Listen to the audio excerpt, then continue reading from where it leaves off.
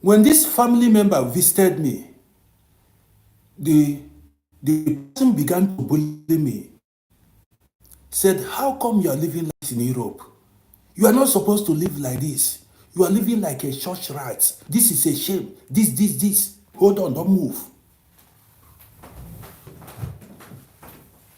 Hold on. Say, see, don't, you are going to learn something from me.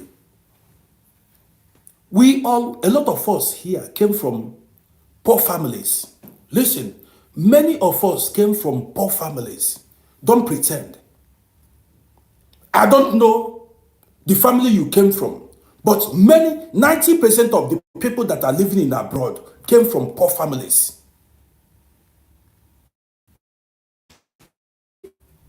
Grew up hungry. Many African children. The government, see, don't come here and don't pretend as if your father is a billionaire. If your father is a billionaire, you cannot be waking up 4 o'clock in the morning to go to work.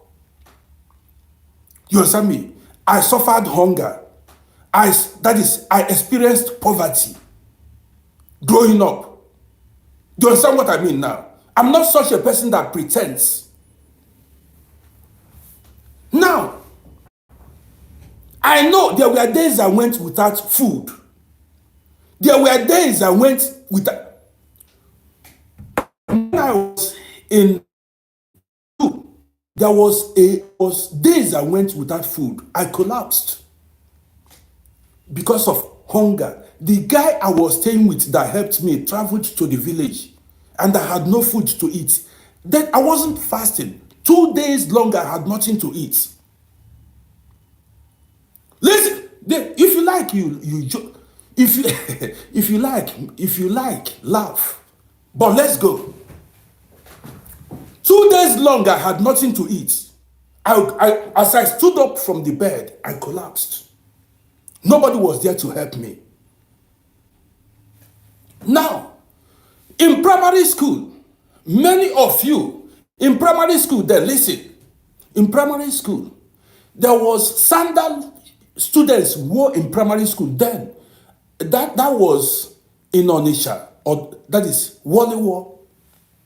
First of all, I went to Okona primary school. From there, transferred us to Wally school, World War One.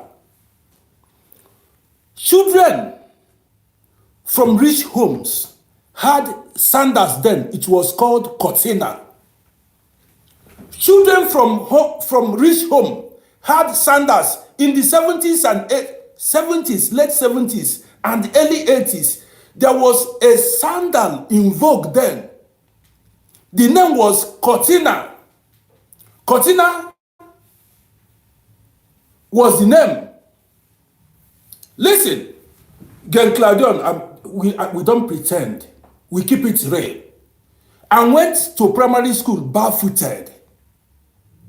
Are you listening to me? I went to primary school barefooted because my father was unable to buy me sandals. Not even, I'm not talking about slippers. So, MC Rich, I see you. I'm not talking about slippers. My father was unable to buy me that cortina, that sandals. Now listen. Now, see what somebody wrote there. Where is your hair, monkey? Somebody is calling me monkey. See, somebody.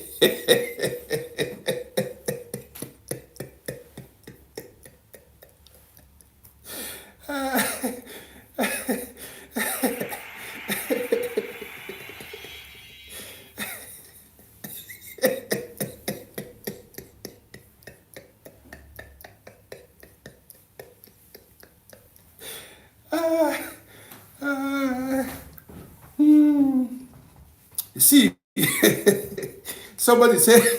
somebody came, saw a handsome man like me. Somebody, he said, where is your hair, monkey? See what somebody. So now let's continue. Other students from rich homes wore this cortina, these sandals then. Do you understand me? Bata, yeah, Bata, John Vest, Bata. Bata, but Opanka came later. But in the 70s, the sandals we wore then was, I remember, Cortina. I think Cortina was me. So you remember that Africans, I played soccer. I played Akada in Onisha. We played soccer. That I played march without shoes, without soccer shoes, boots. Now, this playtime, they came later. This Cortina had holes on top of it. If any old school here will remember Cortina, that sandals, on top had holes on it. Playtime sandals too, but that Cortina, oh, no old school day here. There is no old school here. So nobody went to primary school in the 70s here. Oh, that means now small children full here. So nobody went to primary school in the 70s here. Hard leather. Now, see, all through, even till elementary 6, I went to school. After school, I went to school. We lived in Wallywood then. After my father packed out from where we were living. When you see poverty, poverty is a very bad thing. You see poverty. Poverty is, see, pray never to be poor in life. I have where we lived. After, yes, now, yes, Onyenze, you know, Onyenze, no, Cortina from Bata, yes. Cortina shoes. See, okay, I don't want to go detail. I don't want to. I saw another old school. Old schools are now coming in. So now let's continue. When I went to primary school in the 70s, you understand me? That's why all these little children that are coming, I went to primary school in the 70s. I entered secondary school 1981. 1981, I entered secondary school. To tell you, me, now old school you dey see so. Let's continue. So, you know that African sun, not this kind of sun you experience in Europe, African sun. Then after school, I'll go home barefooted under the sun. Man, that sun, you see that the sand would, that is, the sand then boil. If you step your foot on this, I mean on the ground. Back then, after the sand there, if you see how, then, yeah, Cortina, Francis Chukwuosha, yes, Cortina, later, playtime. The only time my father bought me that Cortina shoe, was during Children's Day. You know, we normally go from march past. What is it called? That march past at DMGS Onisha. DMGS, that's where we went for, what is it called? Children's Day, where we went for march parade. That shoe is advancing.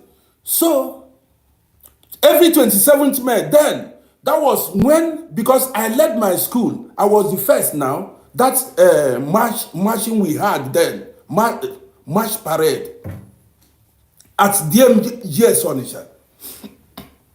So, that was only the time my father bought me that Cortina shoe. Listen, don't move. Poverty. After we relocated to the village. March past. After we relocated to the village, when economy became hard, we had to relocate to the village. Listen. Then, as a hustler, I've been a hustler since childhood. I hustled. very, very stubborn. I hustled and then I came to abroad. Listen, don't move. As I came abroad, I began to see money. Listen, that suffering in Africa was what shaped my life. That suffering in Africa was what, helped me as a man. You don't, just hold on. I learned not to waste money. I invested all the money I made because I do not want to go back to poverty. Listen, what made me, listen, why I don't waste, when I came to Europe here, see, I don't want to rush this. I don't want to rush this program. That suffering in Africa, poverty, what made me not put myself in crime. Hold on. Poverty made me not to live life on a fast lane. I did not want to spoil my chances in Europe here. I was afraid of being deported. Just give me 1 minute. 1 second.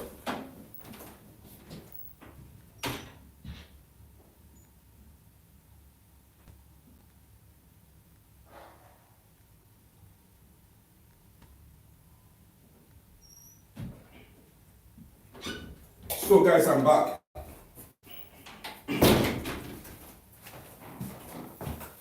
So see, when I went to this Europe here, I said, so this is abroad. So this is people's country. So this is life. I saw light, I saw water, I saw everything, good life. My mother told me, before I left Africa, I said, come boy, RODDY, live life on a fast lane. When I carried my bag to move, I was down for whatever. Because I was very stubborn. So when I carried my bag to come abroad, I was ready. I wanted to do anything to make money. Because of poverty. As I picked up my bag to move, my mama called me. She said, boy, don't sell drugs. I'm not telling you a lie. I said, what? Who told this old woman about drugs? My mother called me and said, boy, don't sell drugs. If you reach that place, don't touch drugs. It was as if she knew what I wanted to come and do. Like somebody stabbed me at the back. I said, wow. Why did this woman tell me this? That word did not depart from me. Today, just a word, that word did not depart from me. So, I know about spirituality even right from childhood. So I became afraid. My mother told me not to sell drugs. I became afraid because I thought if I should sell drugs, I will get into problem. Listen to me. She told me not to sell drugs. I thought to myself, I said, if I should violate her rule, her wish, I might get problem. So because she told me not to sell drugs, when I came here, I became afraid. People saw me and thought I was a drug baron because I looked so big. Some said, look at this man. He's so big, but he has no heart. People called me a coward. I lived with guys. Everybody will move, march the street. I will stay at home. Rather, I chose to go and do menial job. Do you understand me? I chose to go and do menial job. People laughed at me. They said, look at this man. You came to Europe. You don't want to make money. Others are making money. But each time, I will remember what my mother told me. That was what helped me. Till today, I didn't touch it. Now, let's go further. So when that people laughed me, people mocked me, because then every man was on the street. Everybody was on the street. That's why you see me making videos today. Man, you see this life, you need to be careful. So As I wasn't selling drug, I saw the guys that lived life on a fast lane, how they were disappearing, going to jail, being deported, having problems with the police. They never went to jail. I've never gone to jail because of crime. Not for one day. Do you understand me? Not for one day. Now listen. So, because of the suffering I experienced, then my late senior brother, listen. As I carried my bag to move, I embarked on this journey with one dude. As I carried my bag to move, my elder brother called me with my mother.